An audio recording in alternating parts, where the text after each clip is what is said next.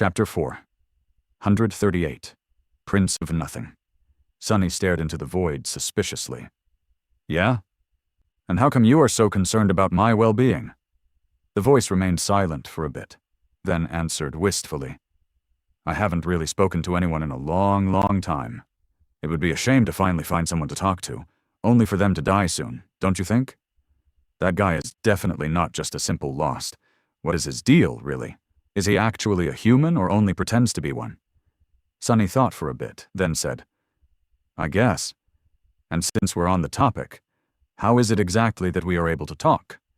He expected the voice to change the subject or ignore the question, but to his surprise, it actually answered. I am not really sure. This has never happened to me before either.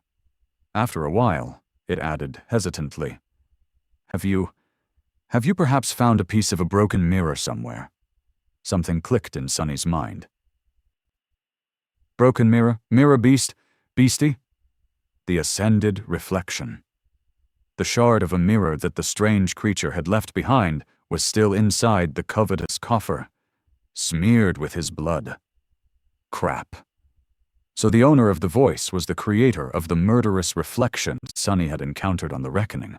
That gave him as many questions as it had given him answers. He couldn't really think about it right now, though, because the pressure of the flaw was already building in his mind, forcing him to speak. Now that you mention it, I did indeed recently find a piece of a broken mirror, with the word beastie written on it in a child's handwriting. The voice remained silent for a while, then asked quietly, Oh? How exactly did you find it?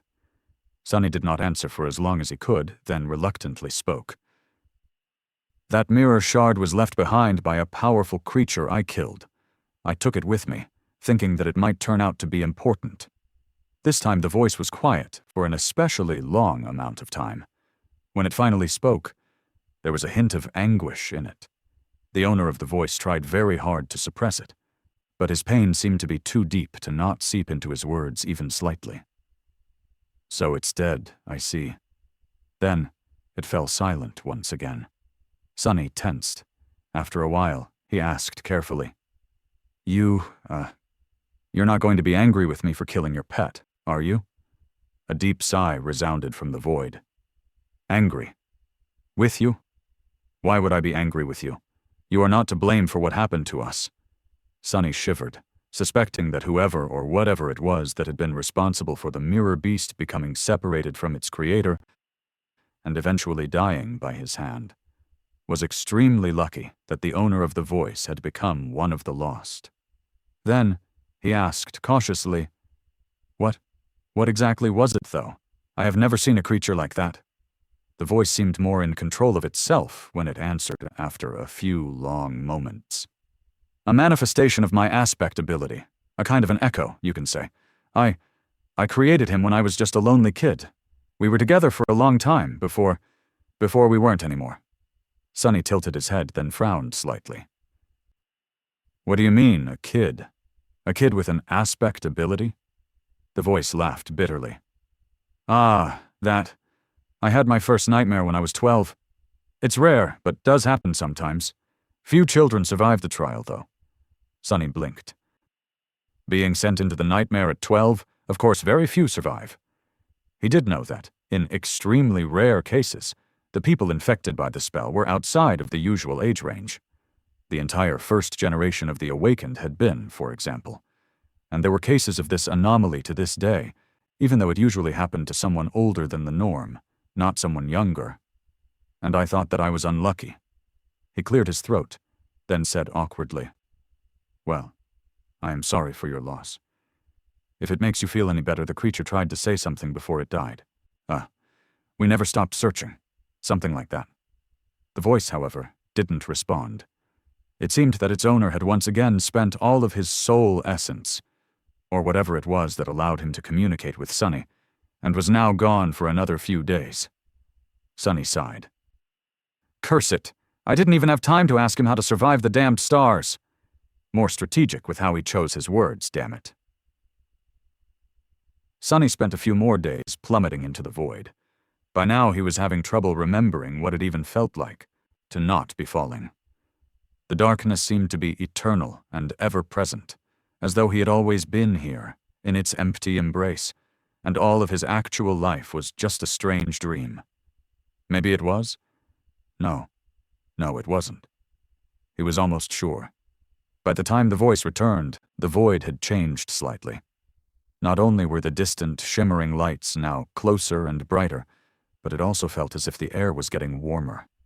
Sonny was in his usual spot, sitting cross-legged in the center of the treasure chest and training to better control the flow of shadow essence.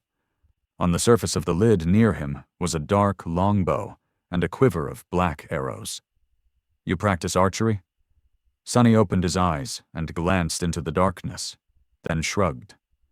"Not really, but I hope to learn a bit of it soon." He made a grimace and nodded toward his broken arm. "I do need 2 functioning hands before I'll be able to, though." The bow and the quiver of arrows were the same he had entrusted to Saint before. Both of the memories were ascended, but only of the first tier. The bow's enchantments made it incredibly strong and sturdy, while the only enchantment that the arrows possessed was that they came as a whole quiver instead of a single one. His broken arm, meanwhile, was healing. He could already move his fingers, but the process was far from over. He was halfway there, though. Sonny healed much faster than mundane humans, and even other awakened. He was sure that in another week or so, he would be able to take off the splint and draw the black bow. The voice lingered, then said, "We had no time to discuss the divine flames last time." Sonny nodded. "Indeed." Then he remembered something and asked, "Oh, by the way, what do I call you? Do you have a name? It's a bit awkward to keep thinking of you simply as the voice." The voice laughed. "A name? I used to have a name, I guess." Sonny sighed. "Yeah? Well, what is it?" The void lingered for a while, then answered with amusement, "Mordred, or rather, Prince Mordred, I guess." Sonny opened and closed his mouth a couple of times, then asked with suspicion in his voice, "Prince, what are you the prince of?" Mordred laughed. "Nothing. I am a prince of nothing. Nothing at all."